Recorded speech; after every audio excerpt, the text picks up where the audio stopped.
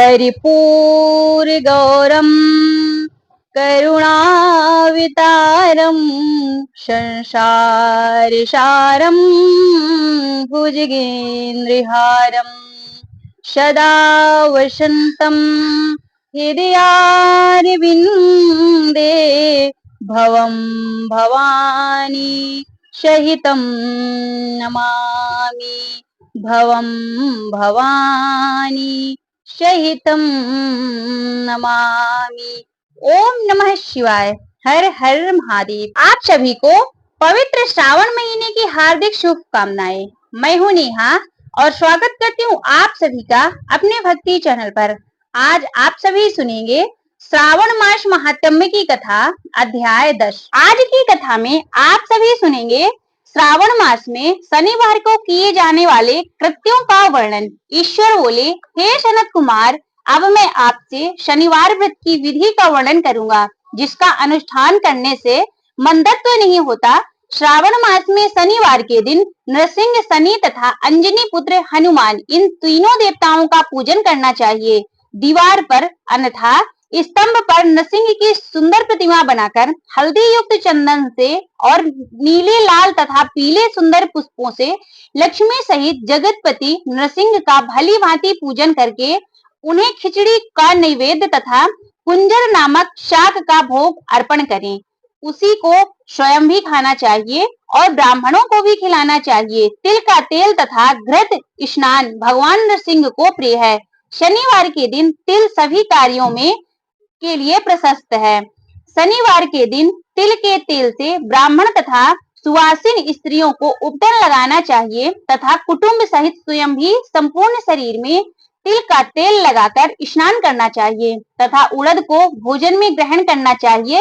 इससे भगवान नृसिंह प्रसन्न होते हैं। इस प्रकार श्रावण मास में चारों शनिवारों में इस व्रत को करना चाहिए। जो ऐसा करता है उसके घर में स्थित लक्ष्मी का वास रहता है और धन धान्य की समृद्धि होती है। पुत्रहीन व्यक्ति पुत्र वाला हो जाता है और इसी लोक में सुख को भोगकर अंत में वैकुंठ को प्राप्त होता है। नृसिंह की कृपा से मनुष्य के चारों दिशाओं में व्याप्त रहने वाला उत्तम कीर्ति होता है। हे सौम्य, मैंने आपसे नृसिंह का यह उत्तम व्रत कहा है। हे सनत कुमार, आप शनि की प्रसन्नता के लिए जो करना चाहिए उसे सुनिए।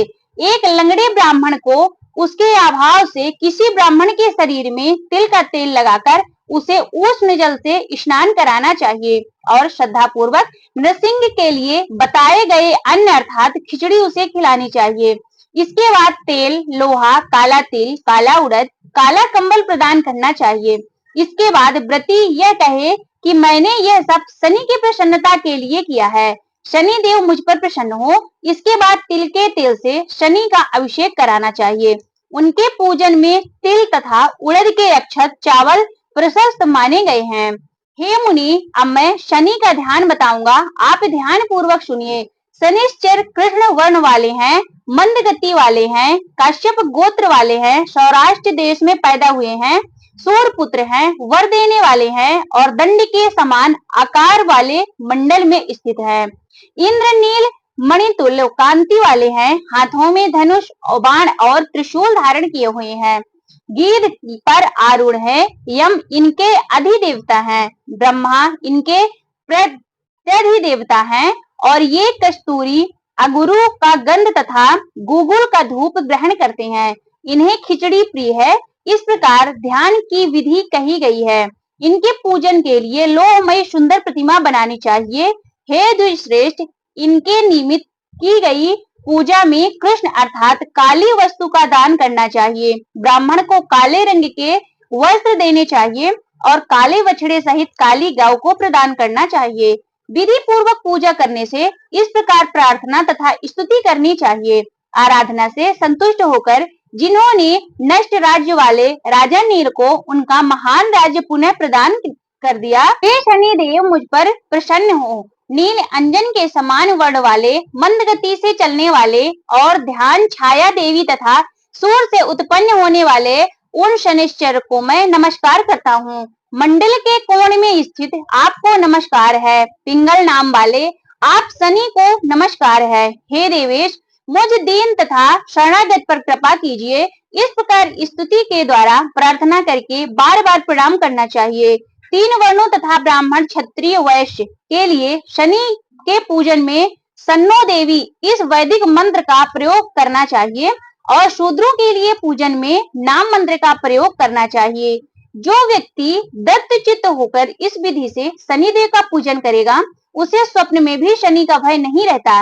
हे विप्र, जो मनुष्य श्रावण मास में प्रत्येक शनिवार के दिन भक्ति पूर्वक इस विधि से इस व्रत को करेंगे, उन्हें शनिश्चर के द्वारा लेस मात्र भी कष्ट नहीं होगा। जन्म राशि से पहले दूसरे, चौथे, 5वें, 7वें, 8वें, 9वें अथवा 12वें स्थान में स्थित शनि सदा कष्ट पहुंचाता है। शनि की शांति के लिए शमाग्नि इस मंत्र का जप करना बताया गया है। इनकी प्रसन्नता के लिए इंद्र नील मणि का दान करना चाहिए। हे सनत कुमार, इसके बाद अब मैं हनुमान जी की प्रसन्नता के लिए विधि का वर्णन करूंगा।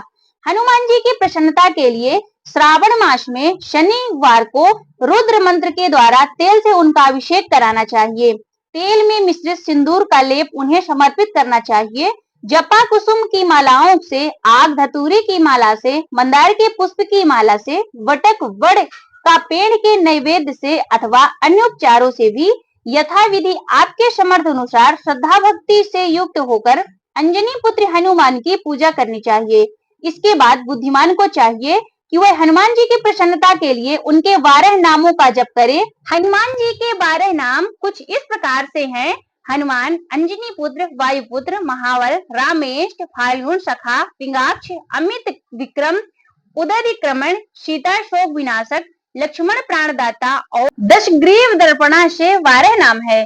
जो मनुष्य प्रातः काल उठकर इन 12 नामों को पढ़ता है, उसका अमंगल नहीं होता है और उसे सभी संपदा सुलभ प्राप्त हो जाती है। इस प्रकार श्रावण मास में शनिवार के दिन वायुपुत्र हनुमान जी की आराधना करके मनुष्य को वज्र तुल्य शरीर वाला, निरोग तथा बलवान हो जाता है।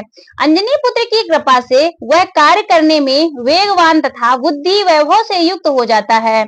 उनके बाद शत्रु नष्ट हो जाते हैं, मित्रों की वृद्धि होती है और वीरशाली तथा कीर्तिमान हो जाता है।